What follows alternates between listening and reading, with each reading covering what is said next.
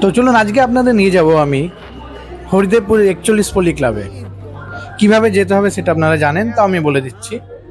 41 পল্লী ক্লাবে আসতে গেলে আপনাদের সবথেকে সামনের মেট্রো স্টেশন হবে টালিগঞ্জ, বা আপনারা বাসে করেও আসতে পারেন। সেই ক্ষেত্রে আপনাদের হরিদেবপুরে নামতে হবে। তবে হ্যাঁ, পুজোর সময় এই রাস্তা দিয়ে বাস চলাচল একটু বিঘ্নিত হয়, অনেক সময় রাস্তা বন্ধও থাকে।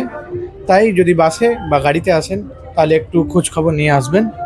আদারওয়াইজ আপনারা টালিগঞ্জ মেট্রো স্টেশন থেকে যে কোনো অটোতে করে আপনি চলে আসতে পারেন 41 পল্লী ক্লাবে। আর এই 41 পল্লী ক্লাব থেকেই আপনারা হরিদেবপুরের আরও অনেক পুজো দেখে নিতে পারেন। তো এই দেখুন, আমরা ভেতরে ঢুকছি 41 পল্লী ক্লাবে। আর খুবই সুন্দর এই মণ্ডপটা তৈরি হয়েছে। এখানে থিম হচ্ছে এআই, আশীর্বাদ না অভিশাপ। তো দেখতেই পাচ্ছেন যে মন্দিরের মধ্যে বা প্যান্ডেলের মধ্যে সেই জিনিসটাকে ফুটিয়ে তোলা হয়েছে। এখানে দুটি মানুষ একটি রোবটের হাতে নাচছে।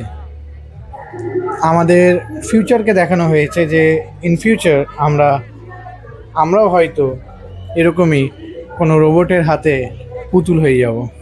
খুব সুন্দরভাবে থিমটাকে প্রদর্শন করা হয়েছে, উপস্থাপনা করা হয়েছে এবং খুবই সুন্দর দেখাচ্ছে। আমি তো বলবো আপনারা এখানে নিশ্চয়ই যান এবং এই মণ্ডপ এবং এখানে থিমের যে স্বাদটা আছে সেটা একবার হলেও এক্সপিরিয়েন্স করুন।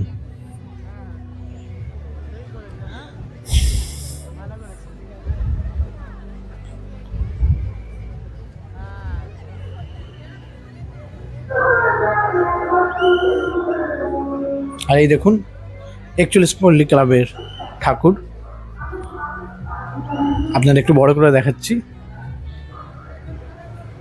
মায়ের পাশে নানা রকম মানুষেরা আছে দেখতে পাচ্ছেন, যারা দেখে ফ্রাস্ট্রেটেড মনে হচ্ছে।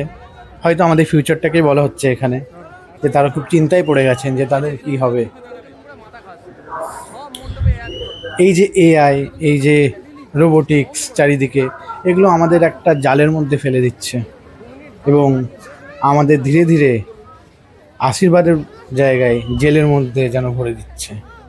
ঠিক এটি এখানে দেখানো হয়েছে। খুবই সুন্দর করা হয়েছে এবং আমরা জাস্ট দেখে আশ্চর্য হয়ে গেছি সুন্দর প্যান্ডেলটি। আপনারাও দেখে আসুন, আপনাদের খুবই ভালো লাগবে আশা করি।